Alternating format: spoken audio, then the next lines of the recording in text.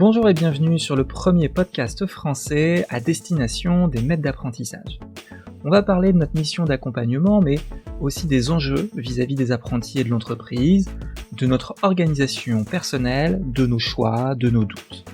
À chaque épisode, je recevrai un nouvel invité pour un nouvel axe de réflexion.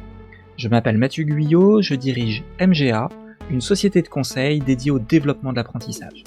Aujourd'hui, je vous propose de parler de la culture d'entreprise. Pour ça, j'ai le plaisir de recevoir Benoît Goyeneche, co-gérant de l'entreprise Iteracode, une société amiénoise de développement informatique. Benoît a recruté des apprentis assez tôt dans son aventure entrepreneuriale et il a instauré dès le départ une culture d'entreprise très forte. On va parler de la forme que prend cette culture, de l'impact sur l'engagement des apprentis et de comment cette culture évolue. Nous sommes dans son bureau, on vient de se servir un café, c'est parti. Et bonjour Benoît, Bonjour Mathieu. comment ça va? Écoute, ça va très bien. Ça va très bien? Bon. Dans mon introduction pour ce podcast, j'ai indiqué que tu avais cofondé et que tu co-dirigeais avec Benjamin la société Iteracode et la société Iteracode, si on veut la définir, c'est une société de développement informatique d'applications web et mobile? Ouais, c'est ça, dans les grandes lignes, c'est exactement ça. On est une société, de développement d'applications métiers, d'applications spécifiques. On fait du sur-mesure pour nos clients. Donc c'est vraiment ça, basé sur des technologies web, des technologies mobiles et ce qu'on vient faire, c'est vraiment amener des réponses à des problématiques métiers que nos clients se posent ou qu'on aide, à définir, à prioriser et on avance, avec eux en collaboration pour trouver la meilleure solution, la solution la plus efficace pour eux et qui va les aider à avancer et à progresser. Alors, il y a peut-être des éléments de réponse déjà dans ce que tu viens de dire à ma prochaine question, mais, moi j'ai regardé en 2020, d'après l'INSEE, le secteur logiciel et services informatiques, c'était 28 000 entreprises en France. Du coup, en quoi est-ce que Iteracode est différente? Qu'est-ce qui pourrait faire qu'Iteracode est unique au milieu de tout ça? Souvent à la réponse: «Qu'est-ce qui fait notre différence?» Je réponds: «L'équipe». Heu, Parce que, faire de l'informatique, faire du développement, on fait pas de l'informatique, on fait du développement métier. Effectivement, c'est un secteur dans lequel il y a beaucoup d'entreprises, qui sont très bonnes, et il y a des gens qui font très bien leur métier, mais qui sont différents et ce qui fait la vraie différence, pour moi, c'est l'équipe. C'est comment est-ce qu'on arrive à collaborer déjà ensemble, entre collègues, pour ensuite, arriver à comprendre nos clients et leur amener des réponses qui semblent cohérentes avec leur métier et pour arriver à ça, il faut déjà aussi prendre le temps de comprendre leur métier. Donc ce qui fait notre différence, qui je ne sais pas si ça nous rend unique, mais en tout cas, ce sur quoi nous on est attentifs, c'est qu'on est une équipe, dans lesquelles il y ait, la même vision et la même envie de rendre service aux clients et de comprendre d'abord leur métier avant de leur amener une réponse purement technique, en fait. On a des développeurs qui essaient de parler, un langage humain avant d'essayer de parler un langage technique. Et ça, tu disais, c'est une vision qui est partagée entre tout le monde et c'est du coup, c'est une vision que vous avez voulu dès le départ instaurer chez Iteracode? C'était la un peu la culture d'Iteracode qui était, que vous vouliez mettre en avant? C'est exactement la culture, je sais pas si c'est ça la culture, mais en tout cas, c'est exactement le point qu'on voulait mettre, en avant. C'est-à-dire que, comment répondre, techniquement, faire un développement, c'est pas quelque chose, de compliqué, en soi. Il y a plein de ressources sur internet, si quelqu'un veut apprendre à développer.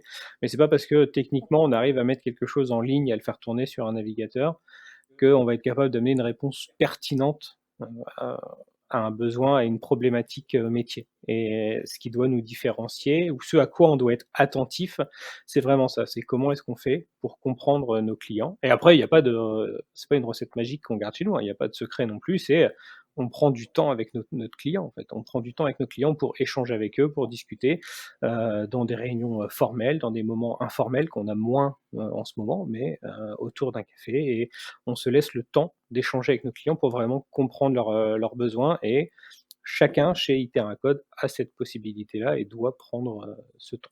C'est que, on peut pas amener juste une réponse, technique, Faut forcément avoir une vraie compréhension du métier. Surtout qu'on n'a pas de secteur prédéfini. On va travailler avec, des startups, des industriels, des, TPE-PME qui ont, 20-25 ans d'existence. Donc toutes ces entreprises, elles ont un vécu différent, mais on peut pas juste arriver en disant: «Bah, nous, on s'est développé, faites-nous confiance, on va vous amener une réponse». Donc, le point important, c'est, on va d'abord comprendre ce dont vous avez besoin, ou en tout cas essayer de le comprendre.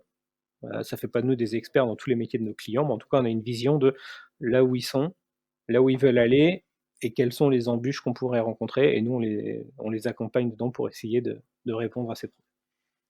Alors, autant je visualise bien l'idée et je trouve ça hyper intéressant, de permettre à des profils, qui sont sûrement très, très forts sur la technique informatique et sur le dev, de pouvoir justement échanger avec un client et comme tu le disais, parler un autre langage. Autant, parce que je sais que vous recrutez beaucoup d'apprentis ou en tout cas ça fait partie des axes de recrutement que vous avez. Demander ça à quelqu'un qui débute, ça doit être assez dur, non? C'est dès le début, on leur demande ça parce que, dès le début, l'apprenti, il fait partie intégrante de l'équipe, mais c'est pas parce que, il est dans l'équipe qu'il est tout seul. C'est-à-dire que, effectivement, heu, on laisse pas quelqu'un en difficulté se dire: «Tu as pas de connaissances, tu as déjà», enfin un apprenti, son nom il est assez parlant, il est en phase d'apprentissage, donc la 1re, chose à faire, c'est déjà monter en compétences techniques. Donc le premier accompagnement, il est forcément, sur cet accompagnement technique, sur le fait de faire monter en compétences sur les sur notre besoin à nous, en développement, et ensuite, effectivement, quand il y a cette partie où il commence à être à l'aise, il peut être face à un client, mais il est pas tout seul, il est accompagné, on est une équipe. Donc l'idée, c'est pas de mettre quelqu'un en difficulté, et c'est d'y aller par étapes, et d'ailleurs que ce soit un apprenti ou quelqu'un qu'on recrute, en CDI qui ait un peu d'expérience, il y a des gens, c'est pas naturel d'aller, vers un client parce que c'est pas ce qu'ils ont connu avant ou c'est pas forcément ce qu'ils souhaitaient. L'important, c'est que nous, on soit clair dès le début. Par contre, un apprenti ou un CDI, quand il arrive chez nous, il sait qu'il sera face au client, qu'il y a pas de personne intermédiaire, de passe-plat pour, en transférer des mails. Il est forcément face au client, faut qu'il le comprenne. Par contre, il sait aussi qu'on essaie de faire preuve de, alors bienveillance, c'est un mot qui est assez utilisé, mais effectivement de faire attention aux conditions de travail et que les personnes se sentent quand même bien chez nous. Donc il n'est pas tout seul face à un client s'il s'en sent pas, le la capacité, tout de suite. Et par contre, on n'a pas de doute sur le fait que si, quelqu'un qui a envie d'apprendre et qui a compris l'importance de ça dans son métier aussi pour, travailler de manière plus efficace et d'avoir un vrai but quand on développe, et ben, rapidement, les gens prennent le pli. Ça, on n'a pas de doute là-dessus. C'est peut-être d'ailleurs une autre spécificité, c'est même marqué dans le nom de votre entreprise.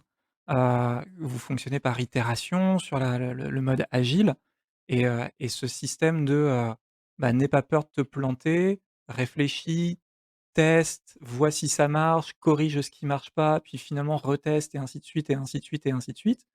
Heu, a priori, vu de l'extérieur, pour un apprenti, c'est un peu le graal en fait pour apprendre, non?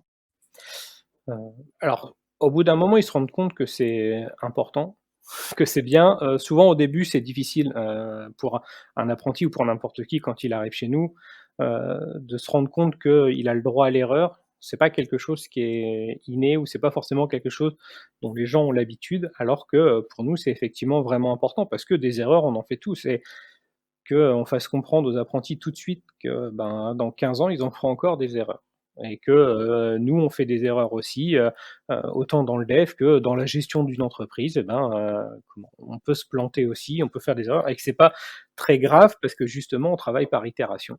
Une itération chez nous, c'est une semaine, donc se planter d'une semaine, ou de 2 semaines, ça va pas, ça va pas être si problématique que ça. L'important, c'est que il faut être sûr qu'on ait le droit de se planter pour pouvoir remonter les problèmes et que justement on trouve des solutions. On essaie pas de trouver des coupables à ce qui va pas, mais on essaie de trouver des solutions, et en travaillant en transparence comme ça avec, autant nos équipes en interne, nos collègues qu'avec nos clients, et ben, ça se passe très bien. Ça veut pas dire qu'il y a jamais de tension ou de problème parce qu'il y a des incompréhensions, des fois ça peut agacer, mais Quand c'est une incompréhension d'une semaine, une fois qu'on a levé la voix pendant 2 minutes, on est capable de se reposer autour de la table tous ensemble et de trouver une solution et on peut avancer, en fait et voilà et c'est quelque chose d'important d'expliquer que, on a le droit à l'erreur et que la personne fera des erreurs comme nous on fait des erreurs aussi et que c'est pas parce qu'on est là en train de le recruter, qu'il arrive dans une équipe où il y a déjà des développeurs en place avec de l'expérience, bah, qu'il y aura pas d'erreur. C'est le point important et tout ça, ça passe aussi par la confiance qu'on leur donne et comment on essaie d'être assez, insistant là-dessus pour expliquer que, ben, si, on fait déjà, venir cette personne dans l'équipe, si on l'intègre, si on lui fait signer un contrat, c'est que, bah, on a déjà confiance en elle, en fait. Sinon on fait pas il y a des gens qu'on croise, jamais ils viendront travailler chez Iteracode. Par contre, les gens à qui on fait signer un contrat, on n'attend pas qu'ils nous fassent des preuves qu'ils nous donnent des preuves de confiance sur les premiers mois, parce que sinon, même eux, ils vont pas être forcément en confiance et c'est peut-être, un petit problème et ils essaieront de cacher des erreurs, alors que si on est en confiance, on va pouvoir dire: «Bah, là, j'ai rencontré un problème, là, j'ai fait quelque chose, je ne sais pas si c'est la bonne solution» et on nous parle ouvertement. Et nos apprentis, on leur fait comprendre ça rapidement pour se dire, ben, l'idée c'est de progresser, surtout quand on est un apprenti. Je crois pas forcément à, l'échec, c'est la voie de la réussite ou des trucs comme ça. Un échec, c'est un échec. C'est pas enfin, il y a rien de valorisé dans un échec, quoi. On s'est planté, c'est tout. Mais par contre, c'est pas très grave. C'est enfin, dans l'informatique, hein, attention. On n'est pas neurochirurgien non plus. Mais, mais c'est tout. Et l'important, c'est que tout le monde et que les apprentis aussi se rendent compte que quand ils sont chez nous, c'est pas un apprenti, c'est un collaborateur Iteracode. Il a les mêmes droits que les gens qui sont là, depuis, le début. Il a les mêmes droits que les 2 co-gérants, il a le droit de donner son avis, il a le droit de se planter, il a le droit de faire, de montrer à un de ses collègues que peut-être il a pas bien réagi et ça permet juste cette amélioration continue qu'on cherche à avoir avec ces itérations courtes et les apprentis doivent avoir leur place là-dedans pleinement. Et tu disais que, au début de la collaboration, c'est pas forcément simple pour l'apprenti ou d'ailleurs pour un autre collaborateur, de comprendre un peu ce fonctionnement et ce gain automatique de confiance au départ.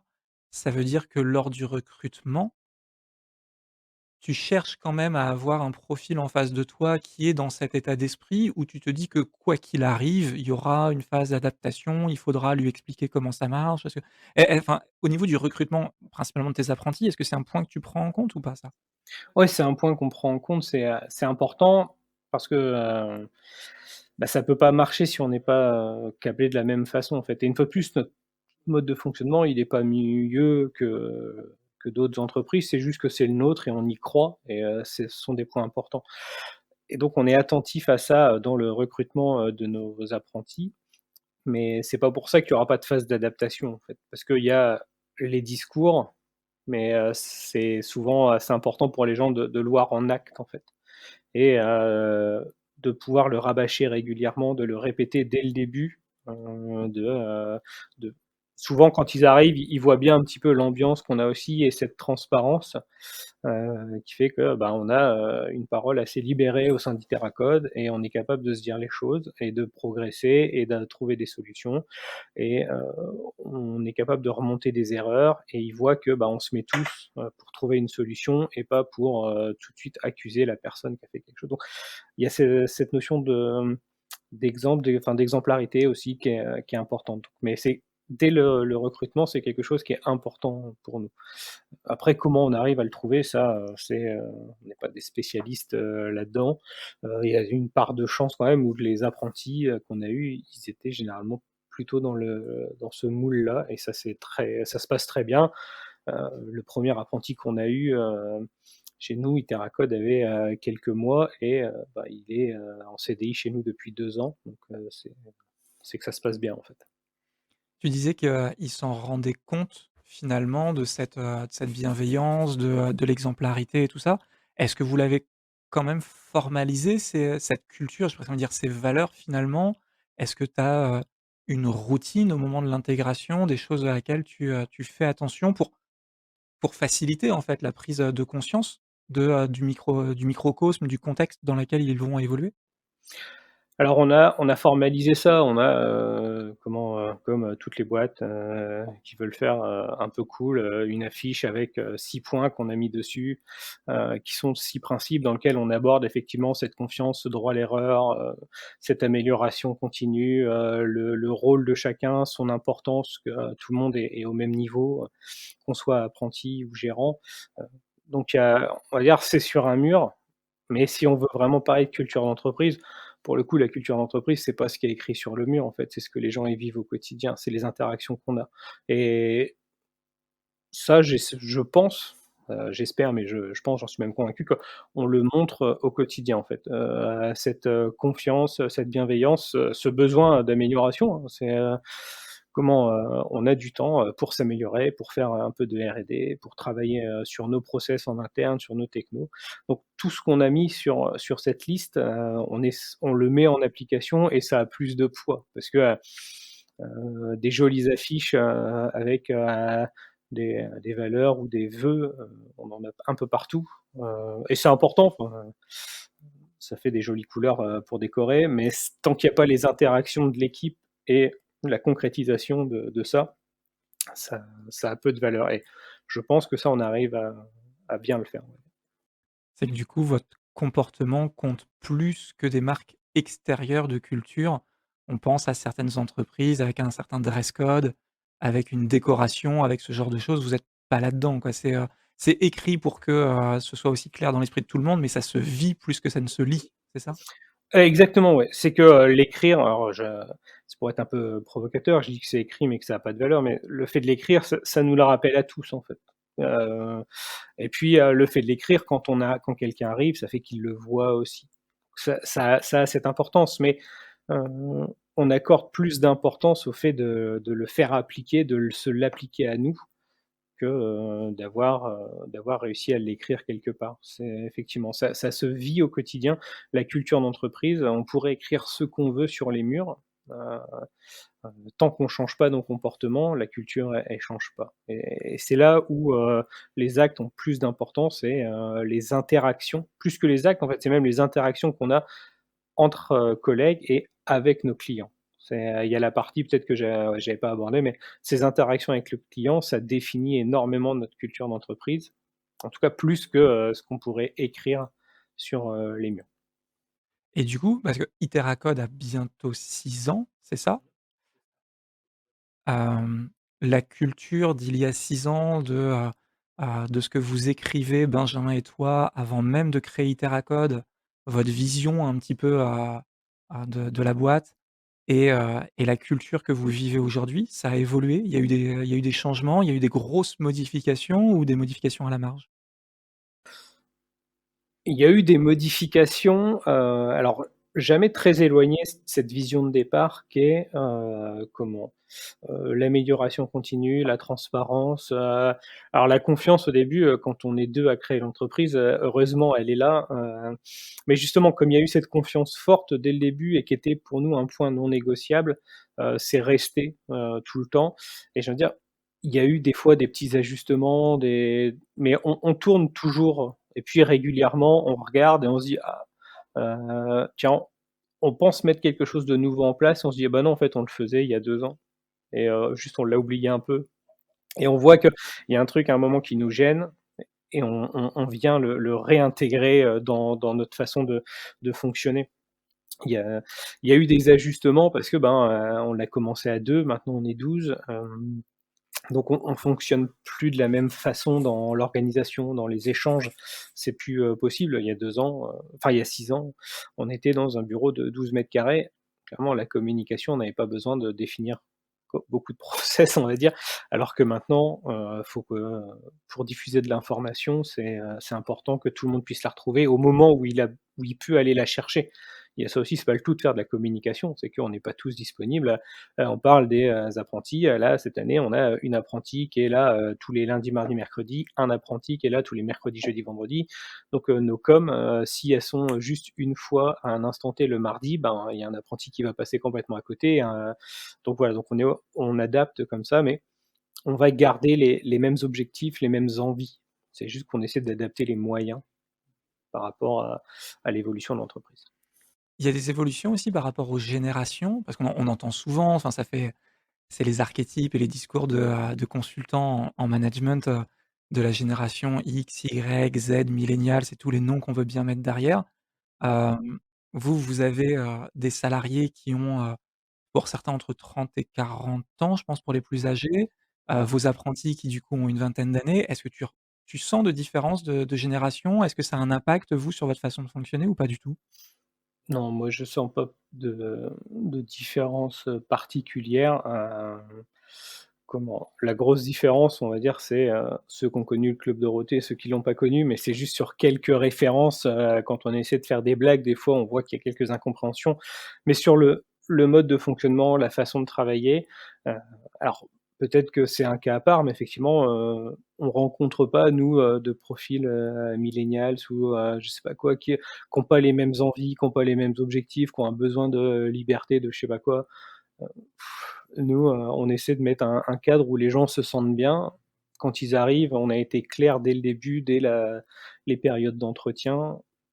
Ils savent à quoi s'attendre. Si ça leur plaît, ils viennent, ils signent, on est content de les recevoir et ça se passe tout le temps bien, en fait. C'est qu'effectivement, même avec nos apprentis qui ont, 20 ans, c'est il n'y a pas de souci, ni d'intégration, ni de façon de travailler. Chacun fait son travail, a, son cadre de liberté et il y a vraiment aucun problème. Alors peut-être qu'on est un cas à part parce qu'il y a beaucoup je vois beaucoup de littérature sortir là-dessus. Alors je m'y intéresse pas beaucoup. Alors peut-être que c'est pour ça que je vois pas les problèmes aussi, mais, en tout cas chez nous, ça roule. Donc, on va pas chercher les problèmes si on n'en a pas. Bah, puis tu disais qu'un apprenti est forcément, enfin même tous tes collaborateurs, mais tes apprentis sont bien encadrés, il y a l'entraide entre tout le monde, donc forcément, même les collaborateurs finalement qui ne seraient pas désignés maîtres d'apprentissage, le fait d'échanger avec les apprentis, ça se rapproche et ça permet de le travailler ensemble en fait, plus facilement peut-être? Oui, c'est alors effectivement, même la notion de maître d'apprentissage, on en met un parce que c'est important de mettre un nom dans une case sur le papier au début de l'année, mais, il fait partie d'une équipe. L'apprenti fait partie d'une équipe. Il n'a pas une personne à qui s'adresser. Il sait qu'à tout moment, heu, toute l'équipe est disponible, pour lui. Il y a forcément, un référent, qui est présenté au début et qui peut avoir un contact ou un lien privilégié, mais on est 12 en fait, donc, c'est facile de discuter avec, tout le monde, et donc il y a vraiment pas de enfin, il y a pas de séparation et, donc les apprentis sont pleinement intégrés à l'équipe et en fonction des besoins, ils savent à qui s'adresser. Tu disais juste avant que vous êtes peut-être une exception, que, vous avez quand même un mode de fonctionnement alors, heu, on l'a dit aussi, hein, ça fait partie, peut-être du mood entrepreneurial actuellement de mettre en avant des valeurs, des fonctionnements un peu plus libérés. Néanmoins, c'est pas le cas partout. Il y a plein d'entreprises qui sont encore peut-être un peu plus, strictes, un peu plus austères, qui ne donnent peut-être pas la confiance comme ça a priori et faut l'obtenir. Est-ce que c'est une crainte ou est-ce que c'est une réflexion, en tout cas, que vous avez déjà eue de dire que vous êtes en train de former des apprentis sur un modèle qui est pas le plus partagé et ils vont se retrouver, s'ils restent pas chez Iteracode, dans un monde professionnel qui leur correspondra pas du tout, du coup? Est-ce que vous êtes déjà posé cette question-là? Vous en avez déjà parlé avec vos apprentis ou pas? Alors on se pose, ces questions-là, mais une fois de plus, pas très longtemps en fait, parce que, c'est pas que ça nous intéresse pas, mais, on essaie pas de dire que de toute façon notre modèle est mieux que les autres. Il y a des entreprises qui fonctionnent très bien avec, un modèle hiérarchique très défini, des confiances, qui arrivent, a posteriori et ça va très bien et notre modèle, il est pas mieux que ces entreprises-là, il est différent. L'important, c'est que ce soit clair dès le début, et ensuite, on se pose pas forcément trop la question parce que, un apprenti quand il arrive chez nous, on se voit pas le laisser partir, j'ai envie de dire. C'est clair, c'est un apprenti, c'est quelqu'un à qui on fait confiance dès le début, qu'on va mettre intégré pleinement dans nos échanges avec, les clients, dans les collaborations et que c'est forcément quelqu'un qu'on veut garder. Alors sauf, exception, mais, voilà, nos apprentis, sont en CDI chez nous après. C'est, parce que, c'est notre façon de voir, ça. C'est que, ça nous permet, nous, de former quelqu'un, en interne à nos process, de prendre aussi ce qu'ils amènent de l'école parce que, comme on l'a quitté il y a quelques années quand même maintenant et d'avoir ce petit mélange qui, amène quelques idées, quelques réflexions et de prendre le temps de former quelqu'un sur plusieurs années pour, qu'il soit, tout de suite intégré dans l'équipe, et que ça se passe, bien. Donc, on se pose pas forcément cette question très longtemps. On sait qu'il y a des différences, on est assez transparent aussi avec, les apprentis qui connaissent pas forcément beaucoup le milieu du travail, en disant que chez nous, c'est certainement différent de ce qu'ils pourraient connaître dans d'autres entreprises, en insistant une fois de plus sur le parti, c'est ni mieux ni moins bien, mais différent. Mais de toute façon, comme ce qu'on veut, c'est les garder au final, que ça corresponde pas aux autres boîtes, ça nous gêne pas. Une question un peu liée à l'actualité et par rapport justement à tout ce que tu as dit, l'organisation, la confiance, les valeurs, la place de l'apprenti au sein de la structure. L'année 2020 et le début d'année 2021, c'est un peu particulier en termes d'organisation.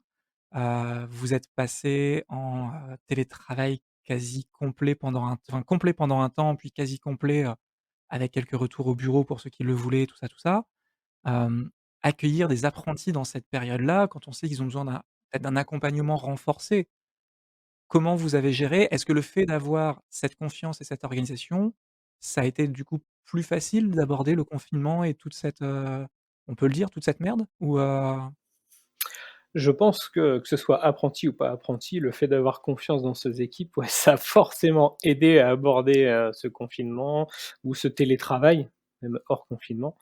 Parce qu'à un moment, on n'a pas à se poser la question de, est-ce que les gens font leur travail, en fait? Déjà, à partir de là, je pense qu'on a enlevé pas mal de problématiques et ensuite, pour les échanges, on essaie d'être encore plus disponible avec, Benjamin. On fait des points aussi, un peu plus importants avec, nos apprentis pour pas qu'ils se sentent, seuls, pour, leur donner peut-être une feuille de route un peu plus définie, un peu plus tracée que, les autres, collègues. Donc, ouais, la partie confiance, elle permet aussi d'avancer plus sereinement et de se dire: «Comment est-ce qu'on fait pour que, tout le monde, malgré la période, ait sans dire un bien-être au travail, mais en tout cas qui se sentent moins mal que, tout ce qu'on peut entendre ou voir sur, les côtés. Donc oui, ça a forcément aidé, et les apprentis effectivement, il y a un vrai besoin d'accompagnement, un besoin un peu plus fort. La chance qu'on a eue, c'est que, on a une apprentie, qui a commencé son master 1, mais qu'on avait déjà avec nous en licence. Donc forcément, elle avait déjà passé 1 an, avec l'équipe et c'était, très important et ensuite, notre deuxième apprenti, il est arrivé mi-août, donc on a quand même eu 2 mois pour, qu'il s'imprègne de notre façon de faire, de nos échanges et donc ça permet quand même d'avancer et d'avoir un socle, bien bien défini avant d'entrer, effectivement depuis novembre en, full télétravail, heu et depuis quelques mois avec, des gens qui reviennent, certains qui reviennent une journée par semaine. Même si on n'a pas le droit de dire que du coup vous êtes meilleur que les autres, ça faut pas se comparer, je l'ai noté, mais la manière dont tu présentes les choses, l'organisation, la confiance, le fait que vos apprentis en plus aient une place potentiellement après, dans la structure. Je pense qu'après la diffusion de ce podcast, il y a pas mal d'apprentis qui vont vouloir contacter Iteracode pour venir y travailler. Du coup, la première question par rapport à ça, c'est, les critères de sélection. C'est quoi un bon apprenti qui postule chez Iteracode? Ah, c'est une bonne question. Hem, je saurais pas vraiment, dire. C'est pareil, je sais pas si je séparais, apprenti de poste en CDI, mais même si ça fait, souvent sourire, pour moi, quelqu'un qui postule chez Iteracode, le point important, en fait, c'est, faut que ce soit quelqu'un de sympa. C'est bête, mais c'est quelqu'un qui, va mettre, en fait, de la bonne volonté, justement, qui va, pas chercher tout le temps à voir, tout ce qui va pas. C'est, quelqu'un qui arrive avec un bon état d'esprit. Sur les apprentis, c'est peut-être encore plus important parce que de toute façon, ils sont en phase d'apprentissage donc on va pas rechercher des ressources, techniques. Quand un apprenti vient chez nous, c'est pas quelqu'un on n'attend pas à ce qu'il soit opérationnel dès qu'il va allumer son ordinateur, en fait, parce qu'il est en train d'apprendre justement, donc laissons-lui le temps d'apprendre, laissons-lui, ses années d'apprentissage pour monter en compétences. Par contre, que dès le début, oui, il ait justement, pas peur de poser des questions, qu'il sache que, les phases d'apprentissage, c'est long, qu'on a le droit de se planter et ça, c'est toujours pareil, c'est un état d'esprit qu'on doit avoir et souvent, les gens sympas avec un peu d'humour, ils l'ont vite cet état d'esprit donc je dirais pas qu'il faut postuler en racontant une blague, mais avoir, avoir un petit sourire, c'est plutôt, généralement un bon point pour postuler chez nous. Et donc du coup, parce que c'est une question, qui me revient souvent de la part des candidats de, comment on postule dans une entreprise? Est-ce qu'il faut la contacter sur, LinkedIn? Est-ce qu'il faut lui envoyer un mail? Est-ce qu'il faut se déplacer? Est-ce que vous, Iteracode, on vous trouve où si on souhaite, vous proposer une candidature? Faut nous envoyer un mail, je veux dire, mais c'est pas le truc où on est très bon, donc c'est pas parce que vous envoyez un mail ou 3 mails que vous aurez malheureusement une réponse, en étant une fois de plus, transparent, hein, des valeurs d'Iteracode. Heu, on n'est pas forcément très, très, bon là-dedans. Par contre, c'est pas parce que vous avez pas de réponse qu'on n'a pas vu le mail et tous les mails qu'on reçoit, je les stocke dans un dossier, de profils que j'ai pu trouver intéressants pour se dire, si besoin, je pourrais, recontacter, en fait. Donc on a un semblant d'organisation quand même si on n'a pas forcément de réponse, précise. Après, si, des gens veulent passer, on reste, une fois de plus là, un point important, c'est, d'être des gens sympas et même si c'est plus difficile en ce moment, on n'a pas de problème à venir prendre, à boire un café avec un étudiant qui cherche quelque chose. Même si on n'a rien à lui proposer, on peut au moins, lui faire un petit retour sur ce qu'on a pensé de son CV en buvant un café.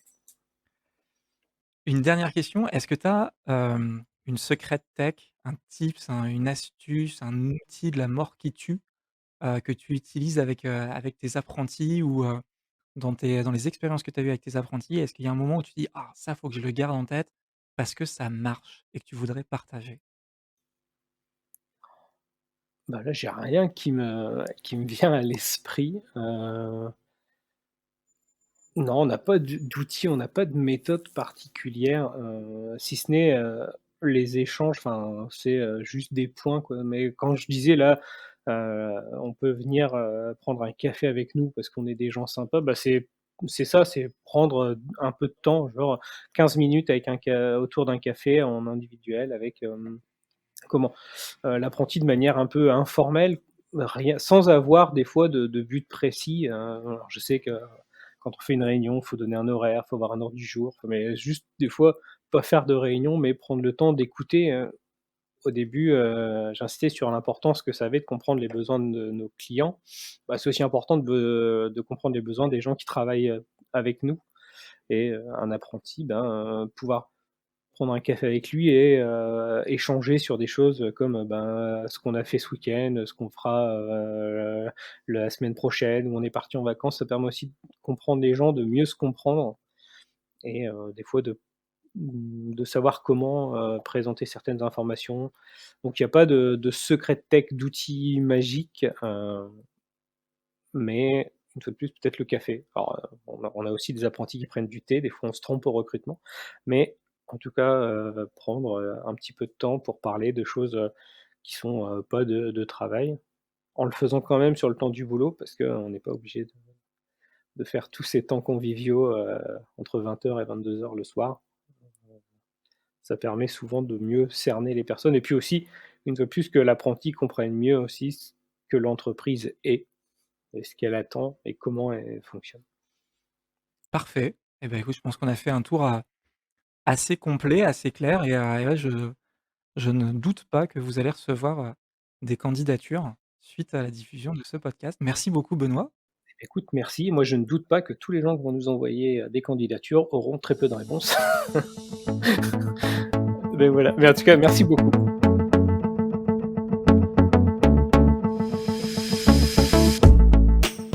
Et voilà, quoi de mieux que la transparence de Benoît pour terminer cet épisode. Merci en tout cas d'avoir écouté jusqu'à la fin, j'espère que ça vous a plu. Si c'est le cas et que vous voulez d'autres épisodes, eh bien vous pouvez nous aider à gagner en visibilité en vous abonnant, en partageant cet épisode, en nous laissant un avis positif sur votre plateforme de podcast.